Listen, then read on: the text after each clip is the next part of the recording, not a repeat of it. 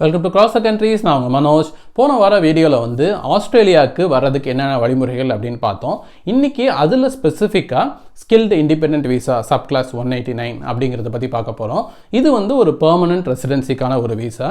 இப்போ வந்து ஆஸ்திரேலியாவுக்கு வந்து ஒரு இன்டர்வியூ அட்டன் பண்ணுறோம், ஒரு கம்பெனிக்கு வந்து நம்ம ஸ்பான்சர் பண்ணுறாங்க, அப்புறம் நமக்கு விசா கிடைக்குது, அப்புறம் நம்ம இங்கே வரோம் அப்படிங்கிறது ஒரு கேட்டகரி. அப்படின்னா நம்மளுக்கான விசாவை நம்மளே ஸ்பான்சர் பண்ணிவிட்டு வேலையே இல்லாமல் இங்கே வரலாம், இங்கே வந்துட்டு அப்புறம் வேலை தேடிக்கலாம் அப்படிங்கிறது இன்னொரு கேட்டகரி.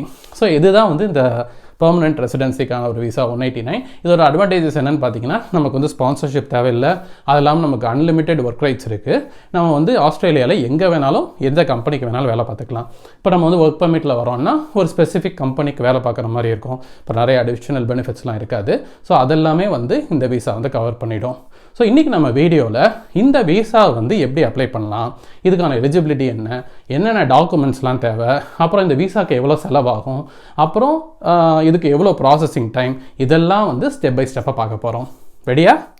ஃபஸ்ட்டு இந்த விசாவை பற்றி பார்க்குறதுக்கு முன்னாடி இந்த விசாவோட பெனிஃபிட்ஸ் என்ன, அட்வான்டேஜஸ் என்ன அப்படிங்கிறத நம்ம பார்த்துடலாம். ஃபஸ்ட்டு விஷயம் என்னென்னா, முன்னாடியே சொன்ன மாதிரி தான் இது ஒரு பெர்மனன்ட் ரெசிடென்சி விசா. ஸோ இதை வச்சுட்டு வந்து நம்ம லைஃப் லாங் இங்கேயே வாழ்ந்துக்கலாம்.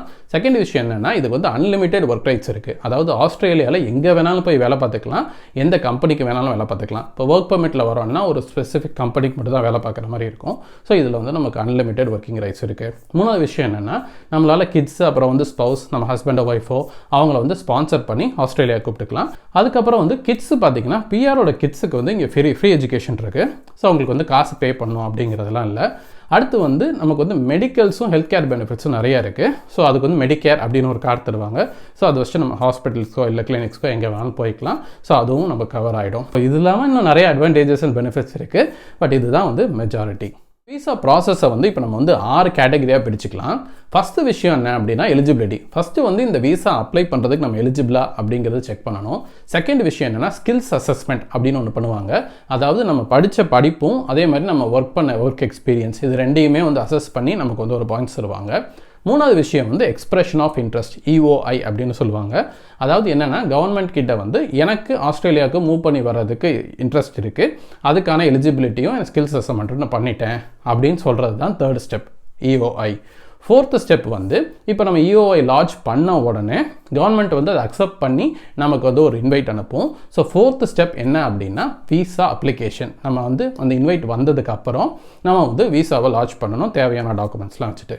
ஃபிஃப்த்து ஸ்டெப் இது வந்து ஒரு இன்டர்மீடியட் ஸ்டெப். அதாவது என்னென்னா, விசா அப்ளை பண்ணிட்டோம், அப்போ கவர்மெண்ட் என்ன சொல்லுன்னா, நீங்கள் வந்து மெடிக்கல்ஸ் அண்டர்கோ பண்ணணும், அப்புறம் வந்து போலீஸ் கிளியரன்ஸ் சர்டிஃபிகேட்லாம் தேவைப்படும் இதுன்னு சொல்லும். அப்போ அதுக்கு பிறகு நம்ம அந்த மெடிக்கல்ஸையும் பண்ணுவோம், போலீஸ் கிளியரன்ஸ் சர்டிஃபிகேட்டையும் நம்ம வந்து அப்ளை பண்ணி வாங்கி சப்மிட் பண்ணிடுவோம்.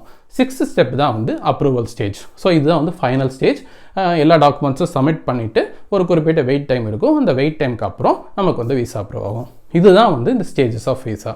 ஸோ இதை வந்து இப்போ நம்ம ஒவ்வொன்றா உடச்சி அதை இன்னும் டீட்டெயிலாக பார்ப்போம். ஃபஸ்ட்டு வந்து நம்ம எலிஜிபிலிட்டியை பற்றி பார்த்துடலாம். இந்த எலிஜிபிலிட்டியில் வந்து சில செட் ஆஃப் கண்டிஷன்ஸ் இருக்குது, அப்புறம் வந்து பாயிண்ட்ஸ் அப்படின்னும் 2 இருக்குது. ஸோ இந்த ரெண்டுமே மேட்ச் ஆகிறப்ப தான் நம்ம வந்து எலிஜிபிளாக இல்லையான்னு செக் பண்ணுறோம். இந்த எலிஜிபிலிட்டியோட கண்டிஷன்ஸை செக் பண்ணுறதுக்கு முன்னாடி இந்த பாயிண்ட் சிஸ்டமை பற்றி சொல்லிடுறேன்.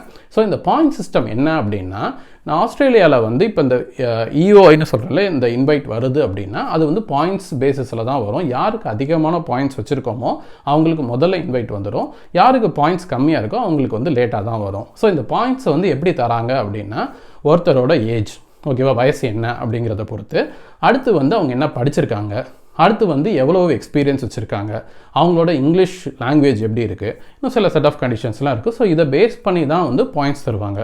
ஸோ இன்றைக்கி தேதிக்கு வந்து மினிமம் 65 பாயிண்ட்ஸ் 65 வச்சுருக்கணும். அது இருந்தால் தான் நமக்கு இன்வைட்டே வரும், அப்படி இல்லைன்னா வராது. ஸோ இதுதான் வந்து பாயிண்ட்ஸுக்கான எலிஜிபிலிட்டி. அடுத்து சில செட் ஆஃப் கண்டிஷன்ஸ் இருக்குது. அதில் வந்து ஃபஸ்ட்டு ஏஜ். இப்போ நமக்கு வந்து 45 வயசுக்கு கம்மியாக தான் இருக்கணும். 45 வயசுக்கு மேலே இருந்தால் நம்மளால் அப்ளை பண்ண முடியாது, நம்மளை கூப்பிடவும் மாட்டாங்க. செகண்ட் விஷயம் English language test. English language test வந்து நிறையா இருக்குது. இப்போ ஏன் அதை எடுக்க சொல்கிறாங்க அப்படின்னா, இங்கே எல்லாமே இங்கிலீஷ் தான் இங்கே. ஸோ இங்கிலீஷ் தெரியாமல் இங்கே வந்து யாரும் சர்வைவ் ஆக முடியாது. அப்படிங்கிறப்ப இங்கே வந்து நம்ம சொசைட்டியோட இன்ட்ராக்ட் பண்ணணும், ஒரு வேலை தேடணும்னா கண்டிப்பாக இங்கிலீஷ் தேவை. அப்படிங்கிறனால தான் இங்கிலீஷ் சொல்கிறாங்க. அதில் வந்து நிறைய டெஸ்ட் இருக்குது. இங்கிலீஷ் லாங்குவேஜ் டெஸ்ட் உங்களுக்கு தெரிஞ்சிருக்கும், IELTS, அப்புறம் TOEFL, அப்புறம் வந்து PTE அப்படின்னு நிறையா இருக்குது. ஸோ இதில் வந்து மினிமம் காம்பிடென்ட் அப்படின்ற ஒரு லெவல் வச்சுருக்காங்க. இப்போ IELTS எடுத்துக்கிட்டிங்கன்னா 6 மினிமம் எல்லா கேட்டகரி கேட்டகரிஸ்லையும் எடுக்கணும். அப்போ தான் வந்து காம்பீட்டன்ட்னு சொல்லுவாங்க. ஸோ இது கண்டிப்பாக எடுத்துருக்கணும். இது 2வது பாயிண்ட். அடுத்து எலிஜிபிலிட்டியில் ஒரு முக்கியமான கண்டிஷன் இருக்குது. அது என்னென்னா ஸ்கில்டு ஆக்குபேஷன் லிஸ்ட் அப்படின்னு ஒரு லிஸ்ட் வச்சுருக்காங்க. இங்கே வந்து டிமாண்டில் இருக்கிற ஜாப்ஸ், அந்த ஜாப்ஸ் லிஸ்ட்டில் வந்து நம்ம பார்க்குற வேலை வந்து லிஸ்ட் ஆகிருக்கணும். அது ரொம்ப ரொம்ப முக்கியமானது. அதில் லிஸ்ட் ஆகலை அப்படின்னா நம்மளால் அப்ளை பண்ண முடியாது. அப்புறம் 4வது என்னென்னா நம்ம வந்து சரியான படிப்பு படிச்சிருக்கணும். எந்த வேலை பார்க்குறோமோ அந்த வேலைக்கு ரிலேட்டடாக. இப்போ ஒரு வேலை படிப்பு இல்லை அப்படின்னா அதுக்கு தகுந்த எக்ஸ்பீரியன்ஸ் வந்து வச்சுருக்கணும். ஸோ இது 2ல் ஏதாவது ஒன்று வந்து கண்டிப்பாக பண்ணியிருக்கணும். அப்போ தான் வந்து அந்த எலிஜிபிலிட்டி கண்டிஷன்ஸ்குள்ளே வந்து நம்ம உட்காருவோம்.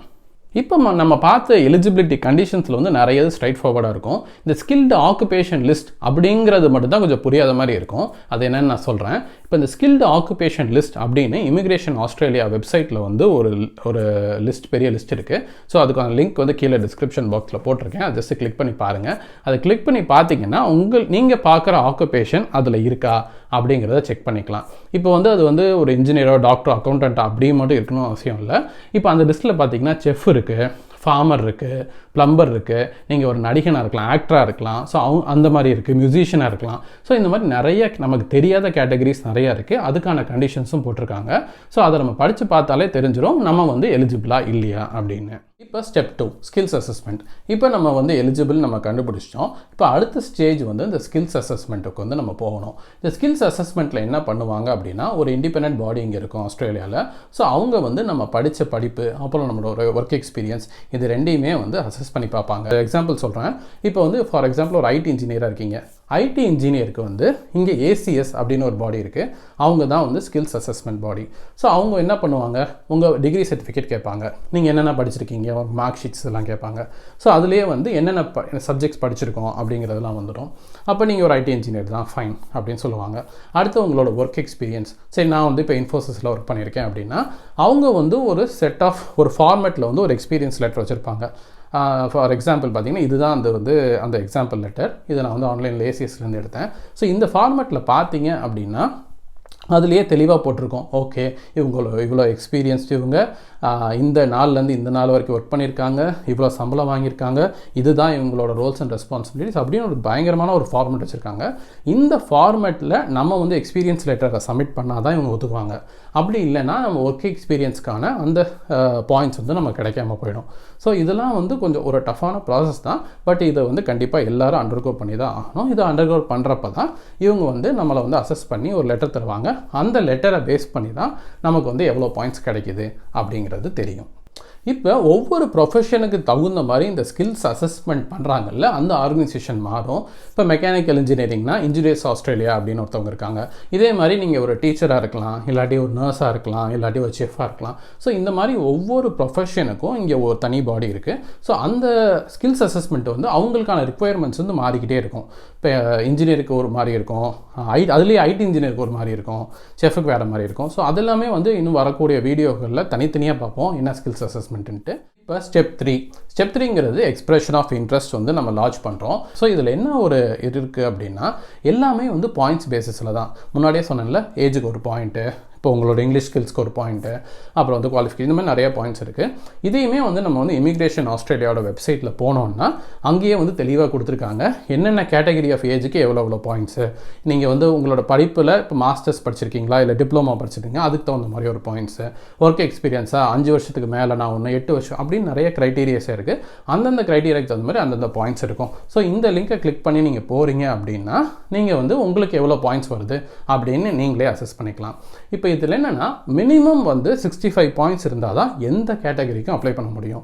மேக்ஸிமம் வந்து எவ்வளோ வேணாலும் இருக்கலாம். எவ்வளோ ஜாஸ்தியாக வச்சுருக்கோமோ அவ்வளோ சீக்கிரமாக வந்து நம்மளை வந்து விசா அப்ளை பண்ணுறதுக்கு கூப்பிடுவாங்க. இப்போ நம்ம இந்த இஓஐ லான்ச் பண்ணுறோம்ல, இதுக்கு வந்து எந்த விதமான சப்போர்ட்டிவ் டாக்குமெண்ட்ஸும் நம்ம வைக்கணும்னு அவசியம் இல்லை. பட் இஓஐ வச்சுட்டு நம்ம அப்ளை பண்ணுறோம்ல, அப்ளை பண்ணி முடித்த உடனே ஹையர் த பாயிண்ட்ஸ் ஜாஸ்தியாக இருந்துச்சுன்னா நமக்கு உடனே இன்வைட் வந்துடும். ஸோ இன்வைட் வந்த பிறகு அந்த நேரத்தில் நம்ம வந்து இப்போ ஸ்கில்ஸ் அசஸ்மெண்ட்டோ இங்கிலீஷ் லாங்குவேஜ் டெஸ்ட் இதெல்லாம் எடுத்துகிட்டு இருக்க முடியாது. அதனால தான் வந்து எல்லாத்தையும் ரெடி பண்ணிவிட்டு அப்புறமேல் நம்ம இஓஐ லான்ச் பண்ணுவோம். அதனால தான் இந்த இஓஐ ப்ராசஸ்க்கு வந்து நம்ம ஒரு டைம் ஃப்ரேமே சொல்ல முடியாது. இப்போ பார்த்தீங்கன்னா இப்போ நான் என்னோட சினாரியோ நான் வந்து 6 வருஷத்துக்கு முன்னாடி அப்ளை பண்ணேன். ஸோ நான் என்னோட ரிக்குவயர்மெண்ட் பார்த்தீங்கன்னா நான் மெக்கானிக்கல் இன்ஜினியரிங் கேட்டகரியில் மினிமம் வந்து இப்போ 60 பாயிண்ட்ஸ் சொல்லியிருந்தாங்க. இப்போ நான் வந்து 70 பாயிண்ட்ஸில் லான்ச் பண்ணேன். அப்போ அப்படிங்கிறப்ப எனக்கு இன்வைட் வந்து 2 வீக்ஸில் வந்துருச்சு. இப்போ நீங்கள் வந்து இந்த 60 பாயிண்ட்ஸ் கேட்டிருக்காங்க, மினிமம் 60 பாயிண்ட்ஸில் தான் நீங்கள் லான்ச் பண்ணுறீங்க அப்படின்னா அந்த இன்வைட் வந்து 1 வருஷம் ஆகலாம், 6 மாதம் ஆகலாம், 2 வருஷம் கூட ஆகலாம். ஸோ மேக்ஸிமம் வந்து 2 இயர்ஸ்க்குள்ளே இன்வைட் வந்துடணும். இப்போ 2 இயர்ஸ்க்குள்ளே உங்களுக்கு இன்வைட் வரலை அப்படின்னா உங்களுக்கு பாயிண்ட்ஸ் பத்தலைன்னு அர்த்தம். உங்களுக்கு முன்னாடி இல்லை நிறைய பேர் இருக்கலாம். ஸோ மறுபடியும் வந்து நம்ம திருப்பி யூஓஐ லான்ச் பண்ணுற மாதிரியா இருக்கணும். அப்போ வந்து நம்ம இன்னும் கொஞ்சம் பெட்டர் பாயிண்ட்ஸில் லான்ச் பண்ணணும். அடுத்து வந்து ஸ்டெப் 4. இப்போ வந்து நம்ம யூஓஐ லான்ச் பண்ணிட்டோம். லான்ச் பண்ணோடனே நமக்கு விசா இன்வைட்டை கவர்மெண்ட் அவ கொடுத்துருச்சு. ஸோ இப்போ வந்து நமக்கு ஒரு 2 months டைம் இருக்குது இந்த விசாவை வந்து விசா அப்ளிகேஷனாக மெயின் அப்ளிகேஷனாக லான்ச் பண்ணுறதுக்கு. ஸோ இதுக்கு வந்து ஒரு பெரிய லிஸ்ட் ஆஃப் டாக்குமெண்ட்ஸ் வந்து நம்ம சப்மிட் பண்ணுற மாதிரி இருக்கும். ஸோ அதுக்கான லிஸ்ட் ஆஃப் டாக்குமெண்ட்ஸ் என்னங்கிறத நம்ம இங்கே போட்டிருக்கேன். ஸோ அது வந்து 1 by 1 நம்ம டீட்டெயில்டாக இன்னொரு வீடியோவில் பார்க்கலாம். பட் மெஜாரிட்டி பார்த்தீங்கன்னா நம்மளோட பாஸ்போர்ட், நம்மளோட degree certificate, work experience letter, அப்புறம் வந்து நம்மளோட ஸ்கில்ஸ் அசஸ்மெண்ட் பண்ணியிருக்கோம்னா அந்த லெட்டர், அப்புறம் இங்கிலீஷ் லாங்குவேஜ் டெஸ்ட் எடுத்துருப்போம்ல அதோட அந்த டெஸ்ட் ரிசல்ட்ஸ். ஸோ இதுதான் வந்து ரொம்ப பேசிக்காக இருக்கும். இது இல்லாமல் அவங்க நிறைய ஃபார்ம்ஸ் கொடுத்துருப்பாங்க. அந்த ஃபார்ம்ஸில் வந்து நம்மளோட மொத்த ஹிஸ்ட்ரியும் வந்து நம்ம ஃபில் பண்ணுற மாதிரி இருக்கும். ஸோ இதெல்லாம் நம்ம பண்ணி முடிச்சுட்டு விசா லான்ச் பண்ணிடணும். விசா லான்ச் பண்ணதுக்கு பிறகு ஒரு வெயிட் டைம் இருக்கும். வந்து இன்டர்மீடியேட்டாக ஒரு ஸ்டெப் இருக்குது. இது ஸ்டெப் 5 நம்ம வச்சுக்கலாம். இந்த ஸ்டெப்பில் பார்த்தீங்கன்னா நம்மளை வந்து மெடிக்கல்ஸ் பண்ண சொல்லுவாங்க. அதுக்கு வந்து அப்ரூவ்ட் ஹாஸ்பிட்டல்ஸ் இருக்குது அக்ராஸ் இந்தியா. அதில் வந்து தமிழ்நாட்டில் பார்த்தீங்கன்னா சென்னை அப்போலோ மட்டும்தான் அப்ரூவ்ட். ஸோ அந்த ஹாஸ்பிட்டலில் போயிட்டு நமக்கு வந்து ஒரு ஹேப் ஐடின்னு ஒன்று வரும். அதையும் நம்ம ஆன்லைன்லேயே நம்ம இமி அக்கௌண்ட்டில் அப்ளை பண்ணிக்கலாம். ஸோ அதை வச்சுட்டு நம்ம போய் அங்கே மெடிக்கல்ஸ் பண்ண முடியும். அந்த ரிசல்ட்ஸ் வந்து டேரெக்டாக அவங்களே வந்து ஆன்லைனில் அப்லோட் பண்ணிடுவாங்க. ஸோ அந்த மெடிக்கல்ஸ் கிளியர் பண்ண பிறகு சில சமயம் வந்து போலீஸ் கிளியரன்ஸ் சர்டிஃபிகேட் கேட்பாங்க. ஸோ அதையுமே வந்து நம்ம வந்து அடுத்து அப்லோட் பண்ணுற மாதிரி இருக்கும். ஸோ இதுதான் ஒரு இன்டர்மீடியட் ஸ்டெப். இந்த ஸ்டெப் முடித்த பிறகு கடைசி step visa approval stage. So இந்த விசா அப்ரூவலுக்கு வந்து இப்போ நம்ம எல்லாத்தையும் சப்மிட் பண்ணிட்டோம், மெடிக்கல்ஸும் முடிச்சிட்டோம் அப்படின்னா முன்னாடியே சொன்ன மாதிரி தான் ஒரு வெயிட் டைம் இருக்குது அந்த விசாவை அப்ரூவ் பண்ணி நம்ம கைக்கு வரதுக்கு. இதுக்கு நடுவில் என்ன ஆகலாம் அப்படின்னா சில அடிஷ்னல் டாக்குமெண்ட்ஸ் வேணும் அப்படின்னா உங்ககிட்ட வந்து கேட்கலாம், இல்லை ஏதாவது நம்ம மிஸ் பண்ணிட்டோம் அப்படின்னா கேட்கலாம். ஸோ அப்போ என்ன ஆகும்னா நமக்கு ஒரு டைம் தருவாங்க நம்ம ரெஸ்பாண்ட் பண்ணுறதுக்கு. ஸோ நம்ம திருப்பி அப்லோட் பண்ணுற மாதிரி இருக்கும். அது முடித்த பிறகு அந்த வெயிட் டைம் திருப்பி கண்டினியூ ஆகும். ஸோ இப்போ வந்து ஜென்ரலாக பார்த்தீங்கன்னா ஒரு 3 to 6 months இப்போ ரொம்ப ஃபாஸ்ட் ட்ராக் பண்ணிகிட்டு இருக்காங்க. ஸோ இந்த ப்ராசஸும் முடித்த பிறகு 3 to 6 months ஆகும் அப்ரூவல் டைம். இது நிறைய பேருக்கு வந்து இன்னும் டிலேவும் ஆகலாம். ஸோ இதை வந்து நம்ம லைவாக வந்து ட்ராக் பண்ண முடியும் நம்மளோட இமிக்ரேஷன் ஆஸ்திரேலியா அக்கௌண்ட்டில். இப்போ இந்த 189 சப்கிளாஸோட காஸ்ட் பற்றி பார்ப்போம். ஒரு ஆள் இப்போ வந்து நான் தான் மெயின் அப்ளிகெண்ட் அப்படின்னா அந்த மெயின் அப்ளிகெண்ட்டுக்கு வந்து கிட்டத்தட்ட 2.25 லட்சம் வந்து நம்ம கவர்மெண்ட்டுக்கு பே பண்ணுற மாதிரி இருக்கும் அந்த விசாவுக்கு மட்டும். இதையுமே வந்து நம்ம இமிக்ரேஷன் ஆஸ்திரேலியாவோட வெப்சைட் இமி அக்கௌண்ட்லேயே நம்ம பே பண்ண முடியும். இப்போ நம்ம வந்து ஸ்பௌஸ், இப்போ நம்மளோட ஹஸ்பண்டோ நம்மளோட ஒய்ஃபை வந்து நம்ம அடிஷ்னல் அப்ளிகெண்ட்டாக சேர்க்கணும் அப்படின்னா அவங்களுக்கு வந்து 1.25 லட்சம், 1 லட்சத்துலேருந்து 1.25 லட்சம் அந்த கன்வர்ஷன் ரேட் தகுந்த மாதிரி மாறும். இது வந்து ஒரு அடல்ட்டுக்கான ஒரு அப்ளிகேஷன். இதே நம்ம வந்து ஒரு குழந்தை ஆட் பண்ணுறோம் 18 years and below அப்படின்னா ஒரு குழந்தைக்கு வந்து 50,000 ரூபா நம்ம பே பண்ணணும். ஸோ இப்போ ஃபேமிலியில் வந்து ஒரு ஹஸ்பண்ட், ஒரு ஒய்ஃப், அப்புறம் வந்து ஒரு கிட் இருக்காங்க அப்படின்னா 3 பேருக்கு சேர்த்த மாதிரி வந்து ஒரு 3.25 லட்சத்துலேருந்து ஒரு 4 லட்சம் வரைக்கும் செலவாகும். ஸோ இதுதான் வந்து இந்த விசாக்கான காஸ்ட். இதில் வந்து நம்ம இப்போ கன்சல்டன்சி மூலமா போகிறோம் அப்படின்னா அவங்களுக்கு தனி அமௌண்ட் பே பண்ணணும். இங்கிலீஷ் லாங்குவேஜ் டெஸ்ட் அதுக்கும் தனியாக நம்ம ப்ரைவேட்டாக பே பண்ணணும். அப்புறம் இந்த ஸ்கில்ஸ் அசஸ்மெண்ட் இருக்குல்ல, இதுவுமே அந்த பாடிக்கு வந்து நம்ம தனியாக பே பண்ணுற மாதிரி இருக்கும். நீங்கள் கேட்கலாம், இந்த பிஆர் ப்ராசஸ் பார்த்தாலே வந்து இவ்வளோ பயமாக இருக்குது, ஏன்னா இவ்வளோ டஃப்பாக இருக்குது, செலவும் ரொம்ப ஜாஸ்தியாகுது, இதுக்கு பேசாமல் வந்து நான் ஒரு கம்பெனிக்கு வந்து இன்டர்வியூ அட்டன் பண்ணி கிளியர் பண்ணி அவங்க எனக்கு ஒர்க் பர்மிட் ஸ்பான்சர் பண்ணி நான் அப்படியே வந்துடலாம்ல, அது வந்து ரிலேட்டிவ்லி ரொம்ப ஈஸி இல்லை அப்படின்னு நீங்கள் கேட்கலாம்.